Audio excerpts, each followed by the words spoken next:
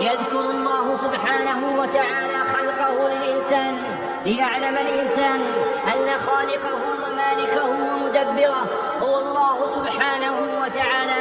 قال الله تعالى: أولم ير الإنسان أنا خلقناه من نطفة فإذا هو خصيم مبين.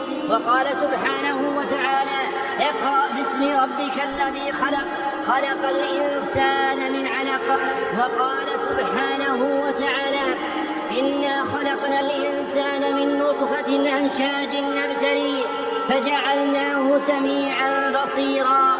وقال تعالى: أيحسب الإنسان أن يترك سدى ألم يك نطفة من مني يمنى. فهذا المخلوق الذي يعظم نفسه ويغتر بما هو عليه مع ربه الخالق له هو الله، والمالك له هو الله، والحاكم فيه هو الله، والمدبر له هو الله. فينبغي للإنسان أن يرتدع عن غيه وأن يعود إلى رشده وأن يعلم أن الله الذي خلقه قال له: يا أيها الإنسان ما غرك بربك الكريم الذي خلقك فسواك فعدلك في أي صورة ما شاء ركبك. وأما النداء الثاني فهو نداء عظيم يبين فيه الله سبحانه وتعالى حال الإنسان في هذه الدنيا، إذ قال: يا أيها الإنسان إنك كادح إلى ربك كدحا فملاقيه، أي إنك عامل لله عز وجل عملا فملاقيه. فأنت ملاق الله سبحانه وتعالى، ليس بينك وبينه ترجمان، وأنت ملاق عملك الذي عملت. وعند ذلك يفترق الناس كما قال الله سبحانه وتعالى: فأما من أوتي كتابه بيمينه فسوف يحاسب حسابا يسيرا وينقلب إلى أهله مسرورا، فيعرض الله عليه سيئاته ويقرره على ذنوبه ثم يسترها الله عليه في الآخرة كما سترها عليه في الدنيا، وحينئذ يرجع إلى أهله مسرورا. وأما من أوتي كتابه بشماله من وراء ظهره فسوف يدعو ثبورا، أي ويلا، ويصلى سعيرا، أي نارا تتلظى.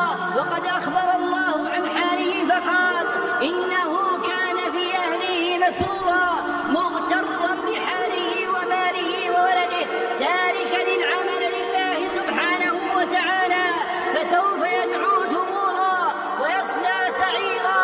إنه كان في أهله مسرورا، إنه ظن أن لن يحور، أي لن يرجع لله سبحانه وتعالى.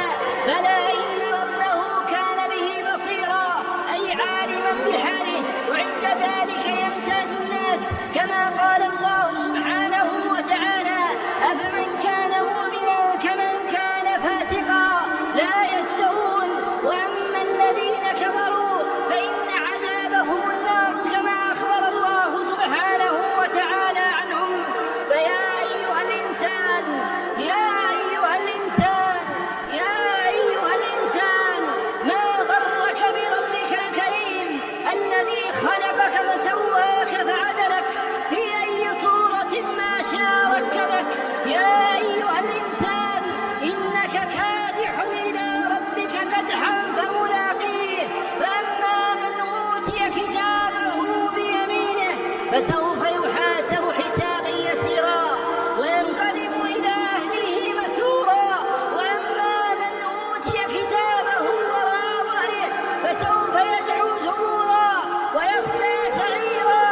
إنه كان في أهله مسرورا، إنه ظن أن لن يحور. بلى إن ربه كان به بصيرا.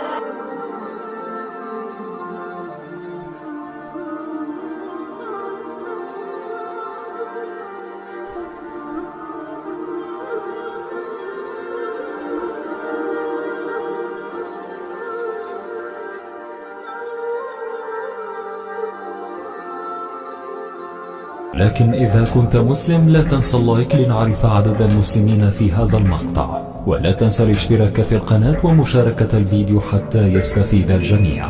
إذا كنت مسلما ادعمنا بالإعجاب لمعرفة عدد المسلمين في هذا الفيديو، ولا تنسى الصلاة على النبي في كومنت.